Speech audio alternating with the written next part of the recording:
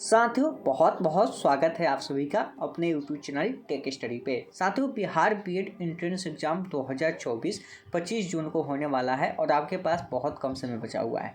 इन कम समय के अंदर हम लोग रिवीजन और प्लस सेट प्रैक्टिस भी करने वाले हैं जो आपकी परीक्षा के लिए काफ़ी इंपॉर्टेंट होने वाले हैं। और इस सेट प्रैक्टिस के अंदर हम लोग वैसे क्वेश्चन को शामिल करेंगे जो आपकी परीक्षा के लिए काफ़ी इंपॉर्टेंट होने वाला है। तो यह सीरीज आप लोग कंप्लीट देखिएगा। और डेली की अगर क्लासेस की बात करें तो डेली आपकी 3 रिकॉर्डेड वीडियो मिल रही है और साथ ही साथ 3 रिकॉर्डेड वीडियो के अलावा जो आपकी लाइव क्लासेस भी मिल रही है, क्विज मिल रही है, मॉक टेस्ट मिल रही है। ये सारे का शेड्यूल आपके स्क्रीन के ऊपर आपको दिख रहा होगा। अगर आप इसका पीडीएफ नोट्स पाना चाहते हैं तो आपको दिए हुए नंबर पे व्हाट्सअप मैसेज करके आप वहां से पीडीएफ को प्राप्त कर सकते हैं। चलिए आज की क्लास शुरू करते हैं। और आज की क्लास में हम लोग देखते हैं जो आपका टीचिंग एप्टीट्यूड का सवाल है। हम लोग टीचिंग एप्टीट्यूड के सवाल को सॉल्व करते हैं जो आपकी परीक्षा के लिए काफ़ी इंपॉर्टेंट है और 50 क्वेश्चन करेंगे। हर क्वेश्चन को करने के लिए आपको 5 से 10 सेकेंड का समय हम देंगे। तो पहला क्वेश्चन आपके स्क्रीन के ऊपर है कि भय और दंड का प्रभाव बच्चों को अनुशासनहीन बना सकता है। इस कथन से आप कहाँ तक सहमत है? देखिए, जब भी आपको टीचिंग एप्टीट्यूड के क्वेश्चन को सॉल्व करना होगा तो आपको कुछ बातों को ध्यान में रखना होगा। बच्चे को आपको बहुत ज़्यादा ध्यान में रखना होगा। क्वेश्चन को सॉल्व करते समय अपने आप को एज ए टीचर मानना है, अपने आप को एक टीचर मानना है और बाकी जो समस्या होगी बच्चे के रूप में उसको आपको सॉल्व करने का प्रयास करना है। बच्चे को हर चीज़ के रूप में आप वरीयता देंगे, बच्चे को मान सम्मान देंगे। मान सम्मान करने का मतलब कि बच्चे की जो बातें होगी उसको मान सम्मान करेंगे। अगर बच्चे कोई प्रश्न पूछता है तो भाई आप उसको मान सम्मान करेंगे, उसके प्रश्न का उत्तर देंगे। ऐसा नहीं कि भाई उसके ऊपर चिल्लाएंगे, गुस्साएंगे कि तुम्हारे प्रश्न का उत्तर नहीं देंगे, तुमने ये किया वो किया। कभी भी अनुशासन को मेंटेन करने की बात आएगी तो ज़बरदस्ती बच्चे के ऊपर अनुशासन को थोपा नहीं जा सकता है। ज़बरदस्ती किसी बच्चे को फोर्स नहीं किया जाएगा कि तुम यही करो। अगर शिक्षा व्यवस्था फेल होती है, अगर बच्चा फेल होता है तो इसका मतलब बच्चा फेल नहीं होता है बल्कि पूरी शिक्षा व्यवस्था फेल होती है। इन सब बातों को आपको ध्यान में रखना होता है। कुछ निगेटिव और पॉजिटिव टैगवर्ड भी होते हैं, उसको भी हम आपको बताएंगे कि कौन कौन से होते हैं, उसको ध्यान रखने की ज़रूरत है, जो उसको हम आगे बताने वाले हैं। तो सबसे पहला है चीज़ें जो हमने आपको बताया कि बच्चे को कभी भी दंड और भय की बातें नहीं करनी है। बच्चे को डराना नहीं है। बच्चे को डराएंगे तो फिर बच्चा पढ़ेगा नहीं। तो इसलिए आपको ध्यान रखना है, बच्चे की मातृभाषा का ख्याल रखना है, बच्चे की जो जिज्ञासा है उसका ख्याल रखना है। यानी कि जो कुछ भी आपका इसमें क्वेश्चन घूमेगा वो सब बच्चे के आसपास ही घूमेगा, ध्यान रखिएगा। तो पहला क्वेश्चन है कि भय और दंड का प्रभाव बच्चों को अनुशासनहीन बना सकता है। इस कथन से आप क्या है? तो अभी हमने कहा कि बच्चों को दंड के बारे में तो कुछ बताना ही नहीं, बच्चे को दंड नहीं देना, बच्चे को ज़बरदस्ती अनुशासन थोपना नहीं है। तो आप इस बात से पूर्ण सहमत है कि भाई बच्चे के अंदर जो भय होता है, जो डर होता है, उसके कारण बच्चा अनुशासनहीन बन सकता है, अनुशासन को मेंटेन नहीं करेगा। यह बात से पूरा सहमत है। अगले क्वेश्चन की बात करते हैं कि आप विद्यालय में छात्रों में सहयोग की भावना विकसित करने के लिए क्या करेंगे? आप एक टीचर है, हमने कहा था कि जब भी क्वेश्चन को सॉल्व कीजिएगा तो अपने आप को एक टीचर मानना है। तो आप एक शिक्षक हैं और अपने आप में आप शिक्षक हैं और बच्चे की समस्या आपके सामने है।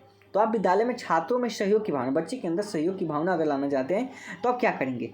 यानी कि सभी शिक्षक मिलजुल कर कार्य करेंगे तभी तो होगा। इसका राइट आंसर क्या हो जाएगा? ऑप्शन नंबर सी होगा। माफ़ कीजिएगा, ऑप्शन नंबर सी होगा ना, कि विद्यालय में पाठ सहगामी क्रियाओं का आयोजन करेंगे। देखिए, पाठ सहगामी क्रियाएं यह पॉजिटिव टैगवर्ड होता है, इसको जहाँ भी दिखिएगा ना क्वेश्चन सही होने के चांसेस ज़्यादा होती है। तो विद्यालय के अंदर पाठ सहगामी क्रियाओं का आयोजन करेंगे, ऑप्शन नंबर सी होगा। अगला क्वेश्चन है कि आप परीक्षा के दौरान कक्ष निरीक्षक का कार्य कर रहे हैं, उसमें विद्यालय के प्रधानाचार्य का पुत्र परीक्षा दे रहा है, यदि वह अनुचित करता है तो आप क्या करेंगे? आप परीक्षा करवा रहे हैं, निरीक्षक का काम कर रहे हैं, वहीं पे आपने देखा कि भाई प्रधानाचार्य का पुत्र है वो भी परीक्षा दे रहा है, तो आप उसके साथ क्या करेंगे? आप ऐसे तो नहीं करेंगे कि भाई यह प्रधानाचार्य के पुत्र हैं तो बाद में हमें प्रधानाचार्य से डांट पड़ेगी, ऐसा नहीं करेंगे। आप उसकी अनदेखी करेंगे, नहीं करेंगे। आप परिणाम की परवाह किए बिना उसे अनुचित साधन प्रयोग नहीं करने देंगे। ये आपका राइट आंसर होगा। अगले क्वेश्चन की बात करते हैं। अगला क्वेश्चन है कि सम्मान प्राप्त करने के लिए दूसरों को सम्मान देना अति आवश्यक है, यह लागू कहाँ होती है? तो यह लागू कहाँ पे होती है? तो स्कूलों सहित सभी स्थानों पे समान रूप से लागू होती है। जहाँ पे भी आपको केवल वाला ऑप्शन दिखेगा ना, आप क्रॉस कर दीजिएगा। यह मतलब 99.9 केस में जहाँ पे भी होगा, ये आपका आंख बंद करते हुए आप इसको गलत कर सकते हैं, यह गलत होता है। अगले क्वेश्चन की बात करते हैं। शिक्षकों के चयन बोर्ड में प्राथमिकता देनी चाहिए किसको? जब भी शिक्षकों का चयन बोर्ड हो उसमें सभी वर्गों को, लोगों को उसकी जो योग्यता होगी, जो अब उसकी अभिवृत्ति होगी, उसी के आधार पे उसको मतलब प्राथमिकता देनी चाहिए, ऑप्शन नंबर सी होगा। नेक्स्ट क्वेश्चन की बात करते हैं कि यदि कोई छात्र ईमानदारी पूर्वक कार्य नहीं करे तो आप क्या करेंगे? अगर कोई छात्र ईमानदारी पूर्वक कार्य नहीं करता है तो आप क्या करेंगे? ईमानदारी आप उसको सिखाएंगे कि ईमानदारी सबसे अच्छी नीति है, honesty is the best policy, आप उसको बतलाएंगे। ठीक है, आप उसको दंड नहीं दे सकते। मैंने कहा कि उसको दंड नहीं देना है, ठीक है, आप उसको बाध्य नहीं कर सकते हैं। ठीक है, छात्र के अभिभावक को सूचित करेंगे, इससे नहीं होगा। पुरस्कार नहीं, देखिए ज़्यादा पुरस्कार बच्चों को देना भी नहीं है। हाँ, कभी कभी रीजन होता तो दिया जा सकता है। पुरस्कार बच्चे के लिए मतलब निगेटिव टैगोट की काम की तरह काम करता है, तो पुरस्कार भी बच्चे के लिए मतलब अच्छा नहीं होता, ध्यान रखिएगा। छोटी मोटी पुरस्कार चल सकती है। अगला क्वेश्चन है कि समाज में छात्रों की भागीदारी किस प्रकार की वांछनीय है, आपका विचार क्या है। तो अगर समाज में हम बात करें कि छात्रों की भागीदारी किस प्रकार की वांछनीय है, आपका विचार क्या है। तो परस्पर सहयोग की आकांक्षा से होगी। ठीक है, यानी कि परस्पर सहयोग की आकांक्षा हो जाएगी, ऑप्शन नंबर ए होगा। अगले क्वेश्चन की बात करते हैं कि किसी कार्य योजना को बनाते समय बहुत सी बातों को यह कहा जाता है कि भाई कल का होगा कल देखेंगे, ये होता है ना, ये किसकी ओर इशारा करता है, क्या चीज़ बताता है। यह एक मूर्खतापूर्ण विचार बताता है कि भाई यह एक मूर्खपूर्ण विचार है कि आप सोचेंगे कि कल का काम हम कल ही करेंगे, परसों कर लेंगे, नेक्स्ट डे कर लेंगे। यह ऐसी कार्य योजना दर्शाती है मूर्खतापूर्ण विचार को। अगला क्वेश्चन है कि असामाजिक लोगों के साथ आपका व्यवहार क्या होगा। देखिए, जो असामाजिक लोग होंगे उनके साथ आपका व्यवहार क्या होगा। आपका व्यवहार आप कहेंगे कि आलोचक के रूप में नहीं, मिलनसार के रूप में नहीं, सामान्य रूप में नहीं, समाज सुधारक के रूप में। आप चाहें तो उसको सुधार सकते हैं, कोशिश कर सकते हैं। अगले क्वेश्चन की बात करते हैं कि आपके अनुसार प्राथमिक स्तर पर किस प्रकार की सहशिक्षा लाभप्रद है। देखिए, अगर प्राथमिक स्तर की बात करें तो जब छोटे बच्चे होते हैं तो उनको कौन सी शिक्षा लाभप्रद होती है। तो उस समय की बात करें तो बच्चों में समानता का विकास होना। ठीक है, बच्चों में समानता का विकास होना ये आपके लिए काफ़ी इंपॉर्टेंट हो जाता है। ठीक है, क्योंकि छोटे स्तर पे बच्चे होते हैं, इसलिए उनको मतलब सभी को एक समान नज़रिए से देखने की बात होती है। अगला क्वेश्चन है कि यदि कोई छात्र आपकी अपनी आशा से कम नंबर लाता है तो आप उसको कैसे सांत्वना देंगे। मान लीजिए वो बच्चा काफ़ी इंटेलिजेंट है लेकिन कम नंबर लेके आता है, तो क्या करेंगे। आप कहेंगे कि हो सकता है कि तुम्हारे उत्तर अति विचित्र होने के कारण परीक्षा को समझ में नहीं आए, ये तो कहेंगे नहीं। अगला है कि परीक्षा में कम अंक मिलने के पीछे परीक्षा की लापरवाही हो सकती है, ये भी नहीं कहेंगे। हाँ, तुम्हें अपने परिश्रम में विश्वास रखनी चाहिए, ये चीज़ आप कहेंगे। एक शिक्षक होने के नाते आप यही चीज़ सलाह देंगे। अगला क्वेश्चन है कि कभी कभी विद्वान व्यक्ति भी अच्छा शिक्षक नहीं बन पाता, इसका कारण क्या हो सकता है। आप देखते हैं कभी कभी बहुत ज़्यादा विद्वान व्यक्ति है लेकिन वह एक अच्छा शिक्षक नहीं बन पाता है। इसका रीज़न क्या होता है। तो इसका रीज़न होता है कि शिक्षण कौशल में परिपक्व ना होना, मेच्योरिटी नहीं आती है, और कक्षा में सूचना संप्रेषित करते समय छात्रों का स्तर का ध्यान नहीं रखना। जब भी बातें बोलता है तो कक्षा के अंदर जो बच्चे हैं उसका स्तर ध्यान नहीं है। बच्चा अगर 5 क्लास का है, आप उसको 10 क्लास का दीजिएगा तो थोड़ी ना चलेगा, ये भी कारण होता है। अगला क्वेश्चन है कि भारतीय समाज में नैतिकता के ह्रास यानी कि कमी होने का कारण क्या है। नैतिकता, जो समाज की रीति रिवाज, जो परंपरा है, इसके कमी होने का रीज़न क्या है। तो रीज़न होगा अध्यापकों का अपना दायित्व ना निभाना, यानी कि जो भी टीचर आप देखेंगे ना अभी वो अपने दायित्व से भाग रहे हैं, यानी कि अपने दायित्व को वह निभा नहीं रहे, ये भी कारण है। अगला क्वेश्चन है कि उसी शिक्षक को समाज में वास्तविक मान सम्मान मिलना चाहिए। आपको बताने की चाहिए कि कौन सा शिक्षक है जिसको समाज के अंदर मतलब वास्तविक मान सम्मान मिलना चाहिए। तो इसका राइट आंसर हो जाएगा ऑप्शन नंबर डी, यानी कि जो अपने पद के दायित्व का निर्वहन ईमानदारी से और निष्ठा से करता हो, उसी शिक्षक को समाज में सम्मान मिलना चाहिए। अगला क्वेश्चन है कि परीक्षार्थियों में अनुचित साधनों के प्रयोग का मूल कारण क्या है। परीक्षार्थियों के अंदर जो अनुचित साधन होते हैं उसका प्रयोग का मूल कारण क्या है। तो इसके अगर मूल कारण की बात करें तो क्या हो जाएगा, परीक्षा व्यवस्था का दोषपूर्ण होना और नैतिक मूल्यों का कमी होना, ये दोनों रीज़न है इसका। ठीक है, और जो बच्चे इसीलिए क्या करते हैं, मतलब अनुचित साधन का प्रयोग करते हैं परीक्षा के अंदर, क्योंकि पढ़ाई सही से होती नहीं है इस वजह से, और वे तो चोरी करेंगे ही ना। अगले क्वेश्चन की बात करते हैं कि यदि आपका कोई लेख आपका अन्य साथी अध्यापक अपने नाम से प्रकाशित कर देता है तो क्या करेंगे।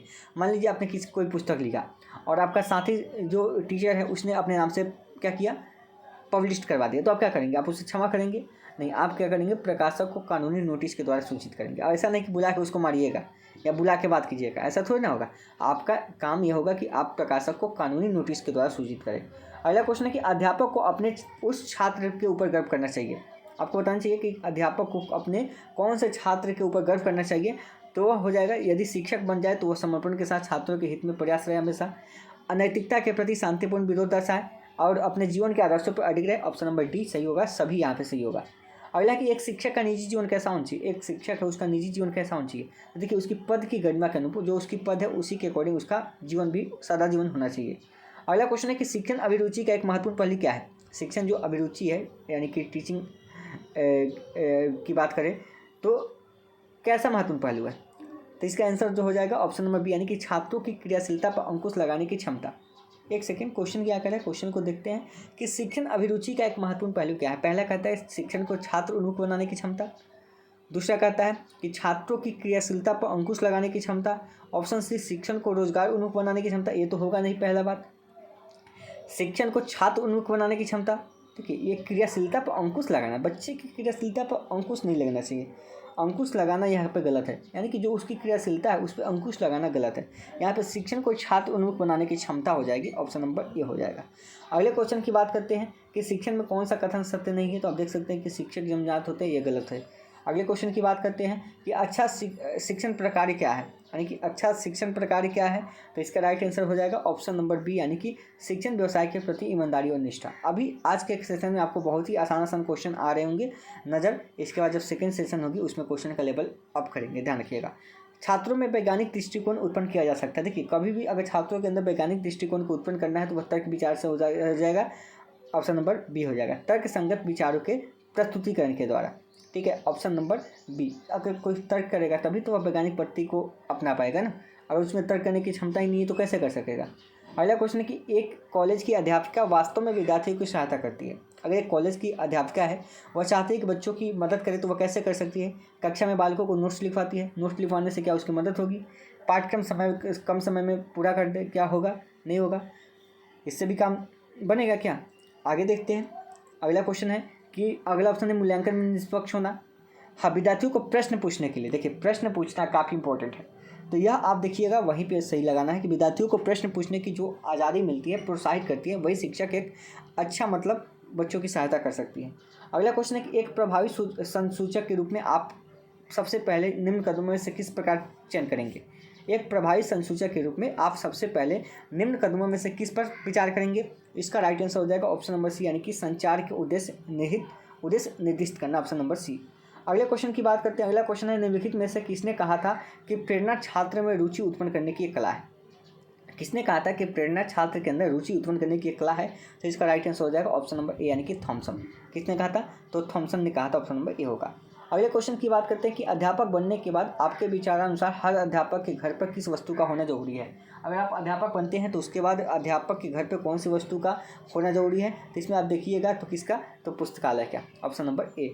अगला क्वेश्चन है कि स्कूल अनुशासन में निम्न में से किसे प्राथमिकता दी जाती है। देखिए, स्कूल अनुशासन के रूप में बात करें, अगर स्कूल डिसिप्लिन की बात करें तो उसमें किसको प्राथमिकता दिया जाएगा। नापसंदीदा व्यवहारों को अंकित, छात्रों का योजनाबद्ध विकास, प्रधानाचार्य के आदेशों का अनुपालन, या सामाजिक नियमों का सहर्ष परिपालन।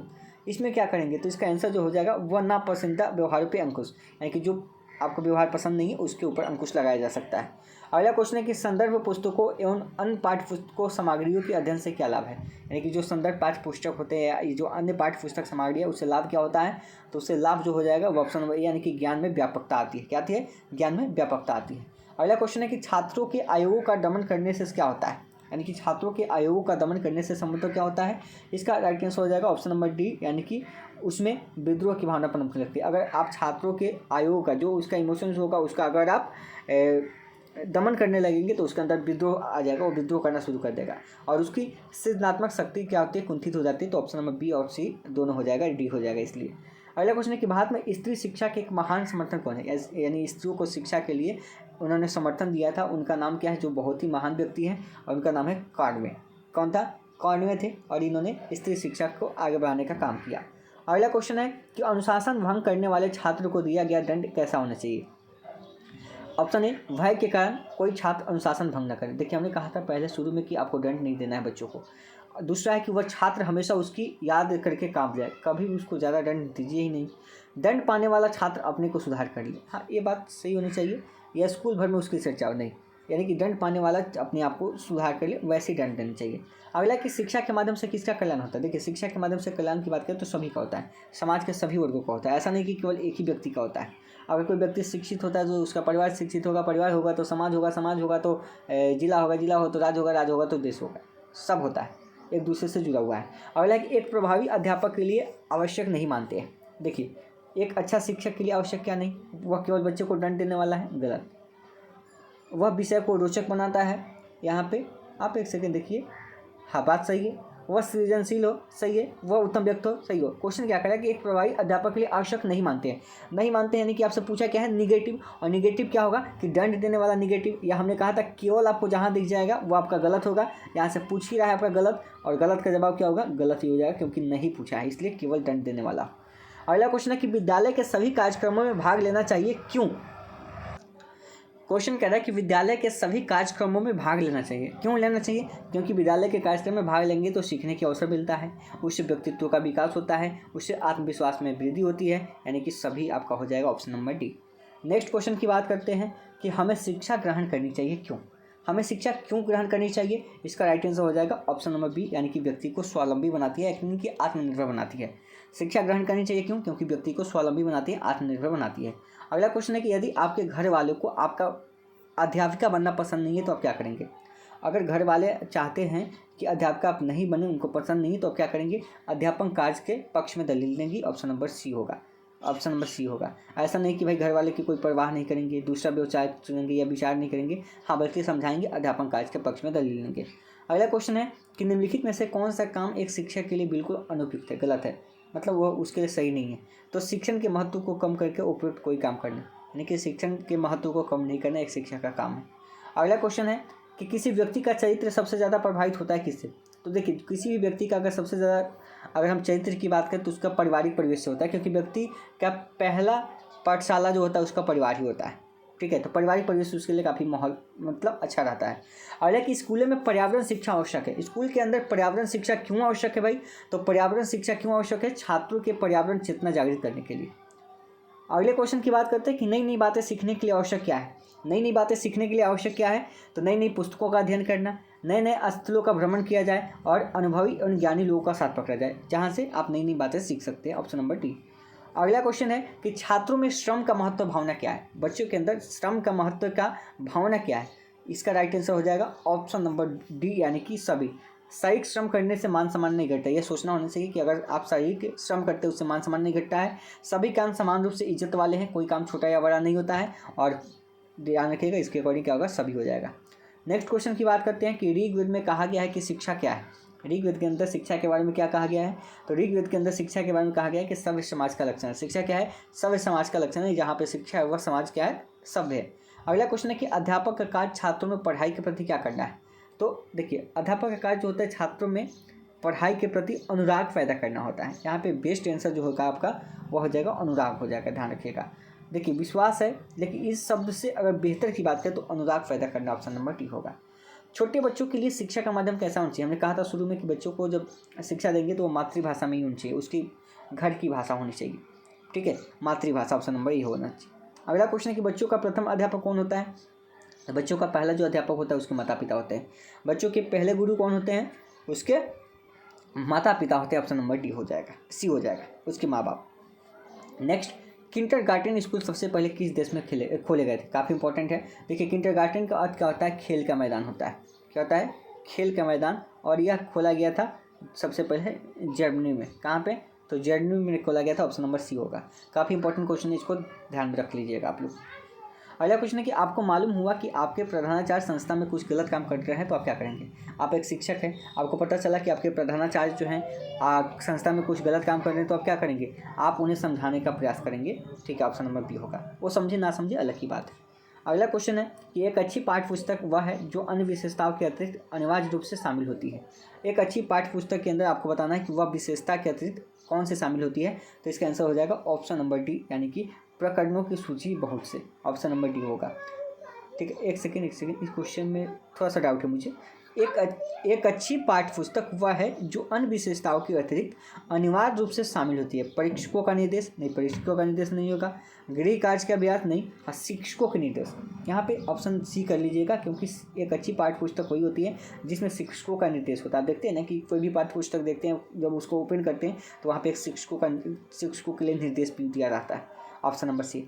अंतिम क्वेश्चन कि ग्रामीण क्षेत्रों के उत्थान का लक्ष्य क्या होना चाहिए? देखिए, ग्रामीण क्षेत्रों के उत्थान के लक्ष्य की बात करें तो प्राइमरी शिक्षा एंड प्रौढ़ शिक्षा का प्रसार को आगे बढ़ाना चाहिए। जो प्राथमिक शिक्षा तो आप जानते हैं, प्राइमरी शिक्षा, ठीक है, और इसके साथ प्रौढ़ शिक्षा वैसे शिक्षा होती है जिसमें जो बच्चे पढ़ने के समय में नहीं पढ़े होंगे, यानी कि जो पढ़ने का समय था वो अपना गंवा देते हैं और बाद में पढ़ते हैं। जैसे बुजुर्ग हो जाते हैं तब पढ़ते हैं, 30 साल 40 साल की उम्र में, उनके लिए प्रौढ़ शिक्षा का प्रसार किया गया था। तो प्राइमरी एवं प्रौढ़ शिक्षा का प्रसार हो जाएगा ग्रामीण क्षेत्रों के उत्थान के लिए लक्ष्य। तो यहाँ से हमने आपको 50 क्वेश्चन करा दिया टीचिंग एप्टीट्यूड से। आज का क्वेश्चन का लेवल थोड़ा सा डाउन था, ईजी था, लेकिन नेक्स्ट जब क्लासेस होगी, नेक्स्ट जब क्वेश्चन आएगा वहाँ पे, तो वहाँ पे क्वेश्चन का लेवल थोड़ा सा आपका बढ़ जाएगा। ध्यान रखिएगा, धीरे धीरे लेवल को हम लोग अप करेंगे। और बहुत अधिक से अधिक क्वेश्चन हम लोग करने का प्रयास करेंगे। तो वीडियो अच्छा लगा तो लाइक कीजिएगा, चैनल को पहली बार देख रहे हैं तो सब्सक्राइब कीजिएगा। हम लोग रिकॉर्डेड वीडियो के माध्यम से क्वेश्चन को अधिक से अधिक कर रहे हैं क्योंकि आपके पास समय की कमी है। ठीक है, आपके पास समय की कमी है, इसलिए हम चाहते हैं कि कम समय में अधिक क्वेश्चन का रिवीजन हो सके। तो वीडियो के डिस्क्रिप्शन में व्हाट्सएप ग्रुप और टेलीग्राम चैनल का लिंक होगा, ज्वाइन कीजिए। मिलते हैं नेक्स्ट वीडियो में।